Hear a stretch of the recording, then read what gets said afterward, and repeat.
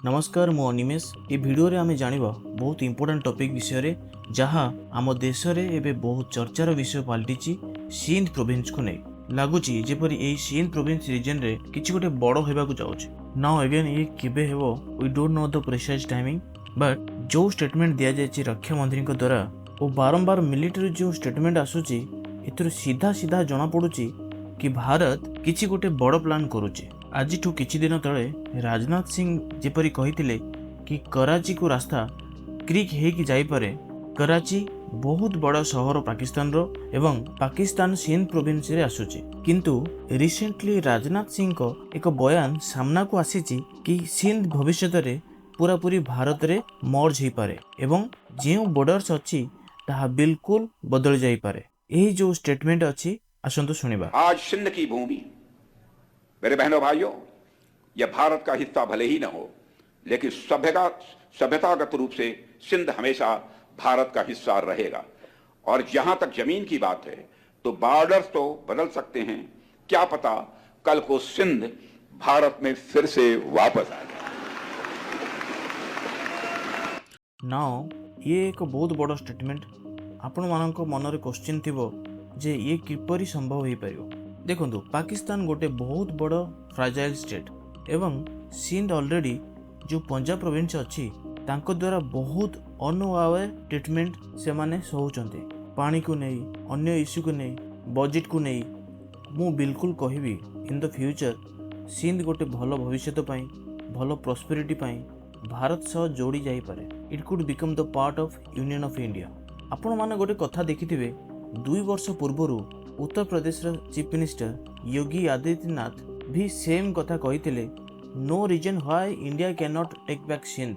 500 वर्षों के बाद राम जन्मभूमि वापस ली जा सकती है, कोई कारण नहीं कि हम सिंध वापस न लें। एवं आपण माने हमर नेशनल एंथम को भी देखिबे, जेबे आमे कहंती आम देशर रीजन्स को नहीं केमिति आम देश गठित, तो सेथिरे जो पार्ट अछि पंजाब, सिंध, गुजरात, मराठा, द्राविड़, उत्कल, बंग, विंध्य, हिमाचल, यमुना, गंगा, उच्छल, जलधि, तरंग। यार माने यही कि जे यही रीजन्स सबू पंजाब रो, सिंध रो, गुजरात रो, मराठ रो, ओडिशा, बेंगल ए सबू रीजन्स रे भारत रो नेम लोकंकर हृदय रे थाए। यार एक जेन्युइन कारण भी अछि। सिंध को आपण जदि देखिबे इंडस वैली सिविलाइजेशन रो गोटे इंटीग्रल पार्ट थिला, जोटा अर्लीस्ट फाउंडेशन थिला इंडियन सिविलाइजेशन रो, जहा आमे सिंध रे पाइबा। एथिरे मोहेंजोदारो अछि one of the world's oldest plant city. किंतु दुखर विषय पाकिस्तानी मानक आपण जदि देखिबे, आमे इंडियंस खोली की ओन करू आम इतिहास को। सम्राट अशोक आमर थिले, बप्पा रावल आमर थिले, पाकिस्तान रीजन ने जो लोक सब थिले आमर थिले। आमे तो एसब ओपनली कहूचु कि they are part of our civilisation. But currently जो पाकिस्तानी एडमिनिस्ट्रेशन अच्छी एमाने निज जनता को कहउचंदी कि एमाने को आरब्स रो डिसेंडेंट बोली। तो अनफॉर्चुनेटली इंडस वैली सिविलाइजेशन रो जो महत्व अच्छी पाकिस्तान रो लोक माने निजे एक्सेप्ट करू नांती। तेबे ए जो वर्ड अच्छी सिंधु सेइतरु हिंदू शब्द बाहरी थिला एवं हिंदू शब्द रु आम देशर ना इंडिया आसीथिला, कारण जो पर्शियन प्रोनाउंसिएशन अच्छी सिंधुर ताहा हिंदू अटे। अल्टीमेटली यही कारणरू यूरोप आउ बाकी जगार लोक माने सिंधु नदी एपटे थिबा लोकन को से माने हिंदू कहवा स्टार्ट कर देथिले। एमितिरे आमे जदि आम वेदर देखिबा, जोटा प्राइमरली ऋग वेदर जदि पढ़िबा, सेतिरे सिंधु वर्ड बहुत बार देखिबा को पाइबा। एथिरु हमको जणा पडुची कि सिंधुर इंपोर्टेंस केते थिला पुरातन भारत रे। इवन बुद्धिज्म और जैनिज्म कम्युनिटीज रे सिंधर मेजर इन्फ्लुएंस आपण देखिबा को पाइबे।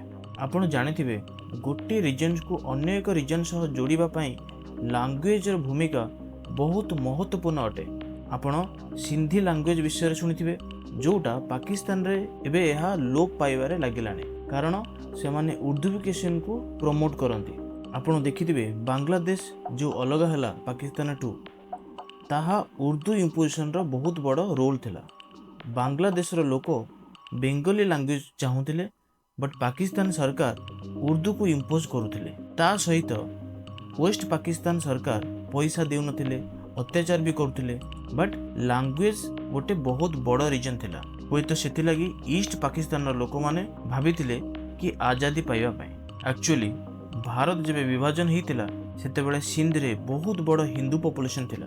मु आपन को गोटे कथा कहि रखुची कि जदि आमे 1941 सिंध प्रोविंस को देखिबा सेतेबेले टोटल पॉपुलेशन थिला सेही एरिया रो 40 लाख पाखापाखि। सेथिरे 11 लाख थिले हिंदू। जेमिति पार्टीशन हो गला लक्ष लक्ष हिंदू सिंध छाड़ी भारत को आसीगले। सेमाने निजर घर द्वार संपत्ति सब छाड़ी दे चली आसीथिले। आज भी से लोक मैंने भावती काश सिंध भारत रे मिसीगले आमे आम पैतृक संपत्ति को फेरी पाइबु। आपण इमेजिन करंतु जेतेबेले आमे कहंती पार्टीशन कथा तो बॉलीवुड रे अन्य आड़े सब फोकस थाए पंजाब उपरे, कारण सेठी नंबर्स बहुत थिला, वायलेंस बहुत थिला।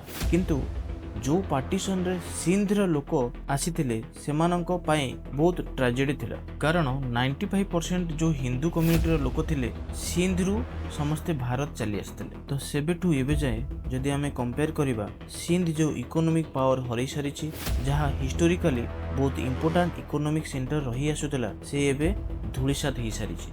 सिंध पूरा एबे कंप्लीटली ट्रांसफॉर्म। एबे का समय रे एठारे पानी रो कमी अछि। जो पंजाब प्रोविंस अछि पाकिस्तान रो से एमानंको हक छड़े नैछि। तेबे भारत ना केवल सिंध को भलो भविष्य दे परिबो, आमे एमानंको पानी दे परिबो, आमे एमानंको एक्सेस दे परिबो एक बेटर मार्केट रो।